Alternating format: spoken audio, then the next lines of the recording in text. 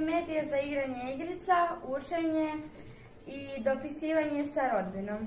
Ja koristim medije da igram igrice, da se dopisujem s drugima i da učim strane jezike. Koristim za učenje stranih jezika i za dopisivanje puno ljudi. Ja medije koristim za gledanje televizora, učenje drugih jezika i dopisivanje sa prijateljima. Medije koristim da bi se mogli preko videogara drugim s prijateljima.